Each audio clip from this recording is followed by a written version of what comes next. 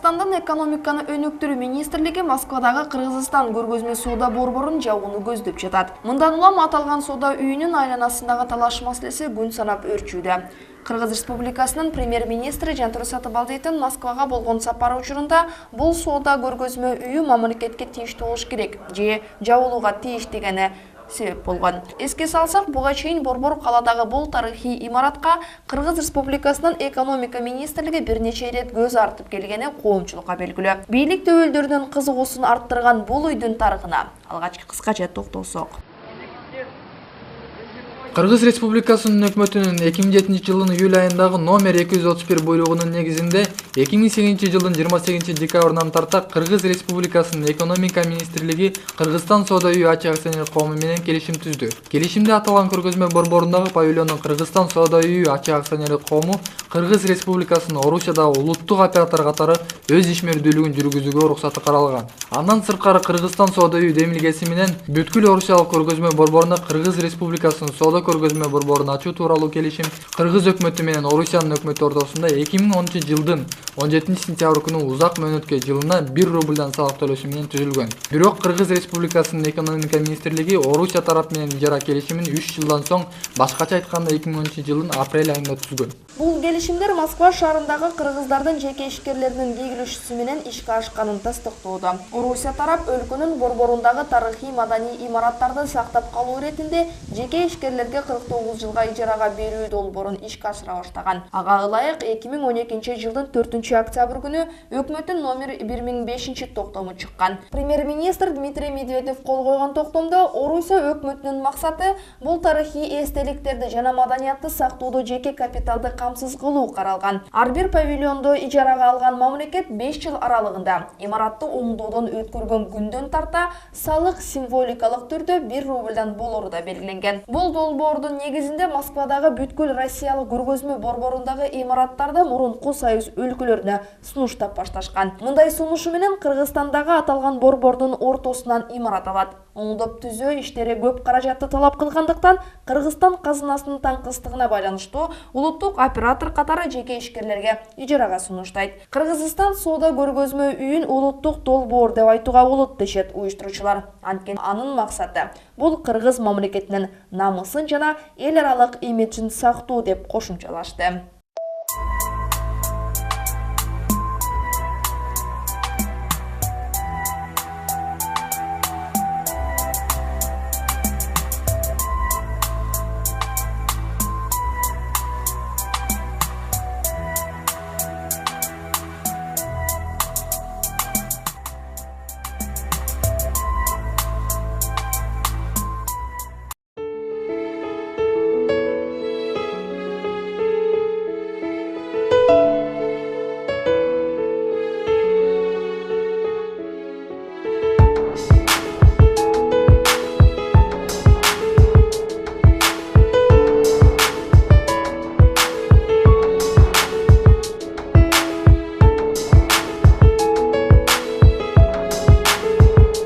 Учурда бүткүл Орусиялык көргөзмө борборунда Кыргызстан соода үйүнөн сырткары Армения жана Белоруссия республикаларынын соода көргөзмө үйлөрү өз ишмердүүлүгүн жүргүзүүдө. Белгилеп кетчү нерсе, Белоруссия мамлекетинин павильону толук кандуу ишке кирелек. Мындан улам учурда өз ишмердигин 2 гана өлкөнүн павильону алып барууда. Ал эми Казакстан Республикасы мамлекеттик бюджеттен акча каражатын бөлүп берсе да, арадан бир нече жыл өткөнү менен павильон ишке кирелек. Бул көрүнүш кыргыз атка минерлерин ойлондуруп да койбосо керек. Когда посетители заходят и видят опрятный работающий павильон. Учурда имаратка киргенде бүткөн жыйынтыкты гана көрүүгө болот. Бул жумуштарын аткарып жаткан кызматкерлер таза, жылуу. Бирок бул азыркы жагдай үчүн канча деген кишинин менети, канча деген акча каражаты кетти. Андан сырткары имарат кам көрүүгө муктаж. Оңдоо иштери кыш мезгилинде жылуу кармоо керек. Дагы көптөгөн машакаттары бар. Ошолордун баардыгын эске алуу керек. Оңой көрүнгөнү менен бул жерге чоң моралдык жана материалдык жактан да күч салынган. Говоря уже о коммунальных расходах, и зимой, и летом это электричество и так далее, и обогрев, и все.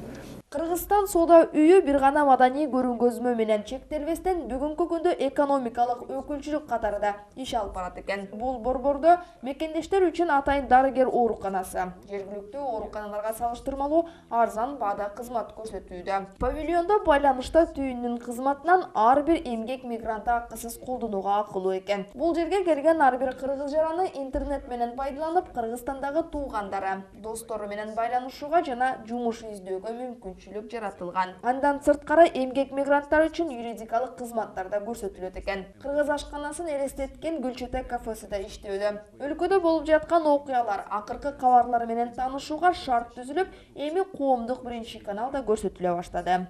Это борьба. Это нормальная борьба. Другое дело — вопрос этики. Потому что могут его забрать более сильные, более богатые. Не проблема. Тем более сегодня, когда общество только становится. А вопрос этики мы куда денем? Когда он все эти годы ходил туда, его строил, заполнял. Өзгөчө белгилөөчү нерсе Кыргызстандагы чыгармачыл жаштарга өз эмгектерин чет элге көрсөтүүгө бул соода борбордо өбөлгө түзүлгөн. Кыргызстан соода үйүндө бул жалгыз өткөрүлгөн иш-чара деп жыйынтык чыгарууга болбойт. Кыргыз маданиятына бул үй чоң салымын алдыда да кошорудан кепилдик бар дейт коомчулук. Бир топ жаш балдарды жиберген, ошол жака өзүм жетектеп ошолор иштерин тандап ошо көргөзмө жасагыла деп. Ал балдар ошо көргөзмөдө өзүнүн эмгектерин сатат.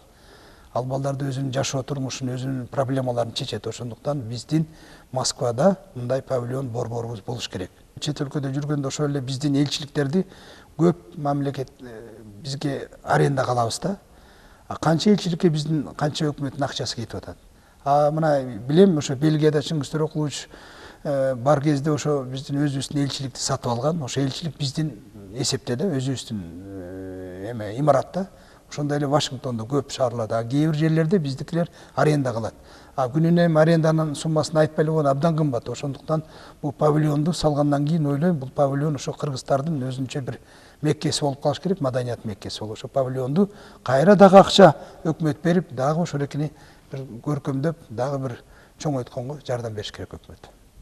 Бүткөн ишке сынчы көп деген сөз Кыргызда бекеринен айтылбаса керек. 4 дубалы бар бул имаратка жан киргизип, айланасын кооздоп, кызмат көрсөтүп келе жаткан уюштуруучуларга да ар кандай сындар айтылууда.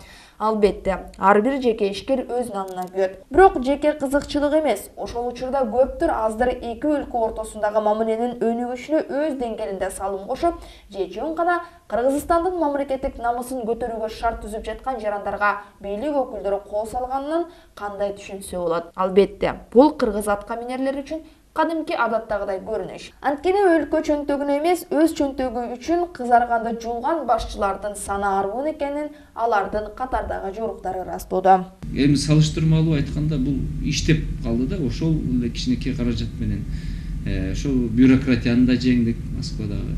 Ошолордун канча бул жерден ысык суун ачтадык.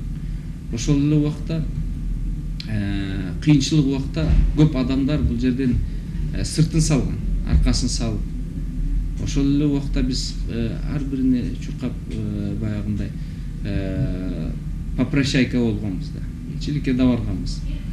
Ошол эле убакта биз дагы сөздөрдү укканбыз. Ошол бийлик жасап койсоңор көз артат. Мамлекет ичинде жүз берип жаткан саясий башаламандыкка, экономикалык туруксуздукка карабай, Москва шаарында Кыргызстандан жакшы элес калтырган бул аракетти өз карамагына өткөрүүгө кызыктар башчылардын сап башында экономика министрлиги турат. Буга чейин аталган министрликтен бир нече ирет кат келген. Анда келишим түзүлүп, ошол келишимге кол коюусу сунушталган. Катта ай сайын $30,000 ижара акысын төлөп иштетүү сунушу каралган. Мамлекеттик кызматын пайдаланып, аталган соода үйүн өз карамагына өткөрбөйт деп эч ким кепил боло албагандыгы да бул ачуу чындык. Өз убагында жардам мындай турсун, көңүл да бурулбаган бул имарат бийлик төбөлдөрүн эми ойлондура баштадыбы деген суроо жаралат. Маалыматка ылайык, аталган имаратты тургузууга жалпысы болуп $2 миллион сарпталса, анын көбүн оңдоп түздөө иштерине жумшалган.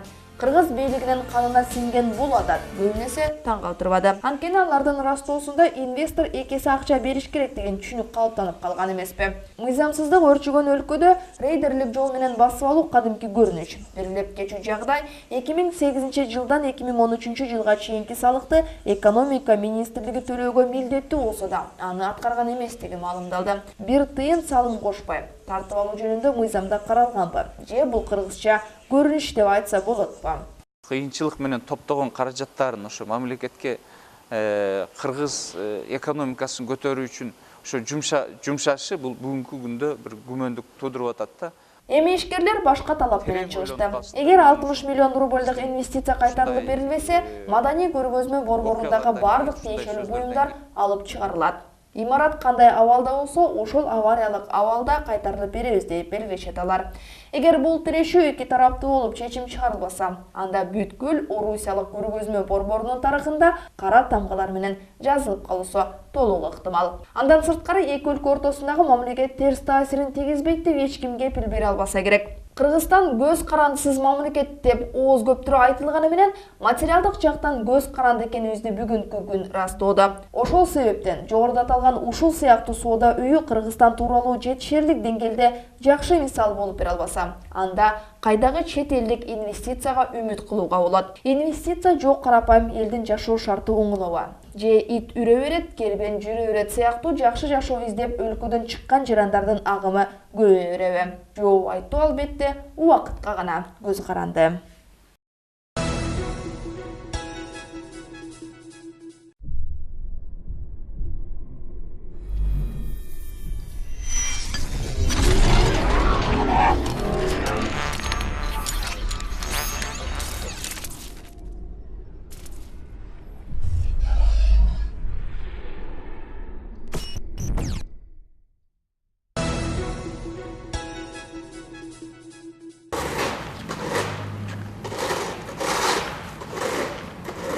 Орунбай быйыл Москвада экинчи кышын тозуп жаткан кези. Кечеки эле кородогу күз бүгүн кышка алмашып, жааган кар анын жумушуна дагы бир топ түйшүк кошкондой. Башка көчө тазалоочулар менен катар Орунбай жумушка таңкы саат 5те чыгат. Ал эми бүгүн түнү менен жааган карды тентушуу менен биргеликте 3-4 сааттын ичинде эки чоң короону тазалоого үлгүрүшү керек экен. Анткени мигранттарды текшерген федералдык кызмат бул жумада катуу рейд жүргүзүп жатышкан учуру. Бирок ага карабастан мекендешибиз бизге жок дебестен далдоо жерге отуруп маек куруп берди. Азыр мантип местен качып жүргөн мезгилибиз. Ушу документтери жакшы болсо деле апарып кармап барып штраф салытат биз жактарга. Антебиз анан кийин биздин жашоо ушундай болтат. Оор бул жерде жашоолор. Ушу иш убактыбызда мантип качып жүрөбүз, иш кыла албай атабыз местен качып. Бул борбордун Перово районунда Кыргызстандын түштүгүнөн келген 30дан ашуун мекендештерибиз эмгектенишет экен. Алар коммуналдык чарбалыктан атайы бөлүнүп берген батирлерде 10-15тен болуп чогуу жашашат. Шарттары ыңгайсыз болсо да кармандарыбыздын айтымында батир бекер болгондуктан уруш талашы жок ынтымакта жашаганга аракет кылабыз дешет. Жумушчулардын жарымынан көбү ишке жарамдуу жаштарды түзөт экен. Бирок жашыбы, карыбы, алардын бул жака келген максаты акча таап, Кыргызстанда ата-эне жана бала бакырасына жөнөтүш экендигин айтышат. Азыр 15 миң салам мен өзүм. 15 миң салып турам. Ай сайын балдарыма ошо Кыргызстанга салам да. Эртең менен келесин бул жерде жителдер менен урушасың, тарактатпа дейт. Карды тарактатпай ала албайсың. Кырышың керек болот, муз болуп калат. Кечиндеси адамдар аяка жүргөндө изине туруп калат. Ол жерлер тазалашың керек болот. Как положено, кутушу азыр турган асфальттай болуп таза туруш керек асфальтын кыштын күнү. Просто мына решетканын ар жакта гана кар туруш керек болот. Ушунда ол таза турбаса дагы штраф салат бизге. Бул жигиттердин ата-энелери уулу Москвада иштеп, ай сайын акча жөнөтөт деп оңой айтышканы менен бул жакта башынан өткөргөн кыйынчылыктарды, кандай эмгек менен акча тапкандарын алыстагы жакындары толугу менен билмек турсун элестете алышпайт. Кыргыздын салттарын бузуп, эл катарынан чыгып калбаш үчүн алган айлык акысынан ар кандай той топурларга аргасыздан акча салышат экен. Мисалы үчүн бул жерден 10 миң, 15 миң пул салабызбы? Onun жарымын тойлорго беребиз. Тойлор, тууганчылык деген бизде Кыргызда ошондой нерсе бар эмеспи? ошо тууганың гына барбасаң дагы болбойт. Азыр мурункудай болбогон тойлор. Келеткен кыз берип аткан болсо, сен гарнитурун алып бересиң, диванын алып бересиң, спальный сенин мойнуңда дейт экен. Анысы болсо 20 миңден пас эмес экен.